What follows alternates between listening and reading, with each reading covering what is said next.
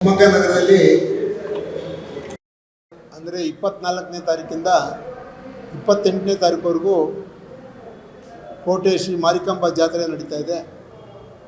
ರಾಜ್ಯದಲ್ಲಿ ಸಿರ್ಸಿ ಬಿಟ್ಟರೆ ನಮ್ಮ ಶಿವಮೊಗ್ಗದ ಜಾತ್ರೆನೇ ಬಹಳ ಪ್ರಸಿದ್ಧವಾದಂಥ ಜಾತ್ರೆ. ನಮ್ಮ ಸಿರ್ಸಿ ಮತ್ತು ಸಾಗರ ಹಾಗೂ ಈ ಒಂದು ಕೋಟೆ ಮಾರಿಕಾಂಬಾ ಶಿವಮೊಗ್ಗ ಜಾತ್ರೆ ಬಹಳಷ್ಟು ಜನ ಈ ಸಂದರ್ಭದಲ್ಲಿ ಇಲ್ಲಿಂದ ಬೇರೆ ಊರಿಗೆ ಮದುವೆ ಆಗೋ ಕೊಟ್ಟಂಥವ್ರು ಎಲ್ಲ ಹೋದಂಥವ್ರು ಈ ಸಂದರ್ಭದಲ್ಲಿ ಬಂದು ಮಾರಮ್ಮನಿಗೆ ಮಡ್ಲಕ್ಕಿ ಕೊಡೋಂಥ ಒಂದು ಸಂಪ್ರದಾಯ ಇದೆ. ಆ ಸಂಪ್ರದಾಯಕ್ಕೆ ನಮ್ಮ ಶಿವಮೊಗ್ಗ ನಗರದ ಹೆಣ್ಣು ಮಕ್ಕಳು ಎಲ್ಲರೂ ಇಲ್ಲಿ ಆಗಮಿಸಿ ಈ ಕಾರ್ಯಕ್ರಮದಲ್ಲಿ ಭಾಗವಹಿಸ್ತಾರೆ. ಹಾಗಾಗಿ ಈ ಕೋಟೆ ಮಾರಿಕಾಂಬಾ ಏನು ನಾಳೆ ತವರು ಮನೆ ಕಾರ್ಯಕ್ರಮ, ಆ ತವರು ಮನೆ ಕಾರ್ಯಕ್ರಮ ಆದಮೇಲೆ 25ನೇ ತಾರೀಕಿಂದ ಅಲ್ಲಿ ಮಾರಿ ಗದ್ದಿಗೆಯಲ್ಲಿ ಈ ಕಾರ್ಯಕ್ರಮ ನಡೆಯುತ್ತೆ. ಬಹಳಷ್ಟು ಲಕ್ಷಾಂತರ ಜನ ಈ ಕಾರ್ಯಕ್ರಮದಲ್ಲಿ ಭಾಗವಹಿಸ್ತಾರೆ.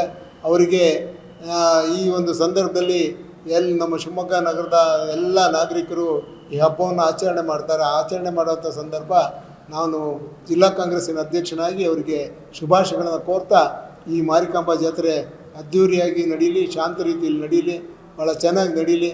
ಆ ಮಾರಿಕಾಂಬಾ ಜಾತ್ರೆಯ ಆಶೀರ್ವಾದದಿಂದ ಮಳೆ ಬೆಳೆ ಮತ್ತು ಜನರಿಗೆ ಶಾಂತಿ ನೆಮ್ಮದಿ ಸಿಗಲಿ ಅಂತೇಳಿ ಈ ಸಂದರ್ಭದಲ್ಲಿ ಆ ದೇವಿಯಲ್ಲಿ ಪ್ರಾರ್ಥನೆ ಮಾಡುತ್ತಾ ಇದ್ದೀನಿ. ಮತ್ತು ಅದಾದ ಮೇಲೆ 6ನೇ ತಾರೀಕಿಂದ 8ನೇ ತಾರೀಕುವರೆಗೂ ಆ ಮಾರಿಕಾಂಬಾ ಜಾತ್ರೆ ಪ್ರಯುಕ್ತ ಕುಸ್ತಿ ಕಾರ್ಯಕ್ರಮಗಳಿದ್ದಾವೆ.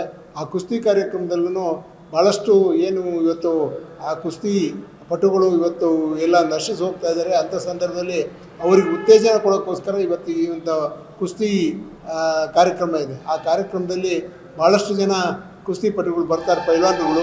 ಅವರು ಬಂದು ನಮ್ಮ ಶಿವಮೊಗ್ಗದ ಜನರಿಗೆ ಇದನ್ನು ನೋಡೋಂಥ ಅವಕಾಶ ಸಿಗುತ್ತೆ.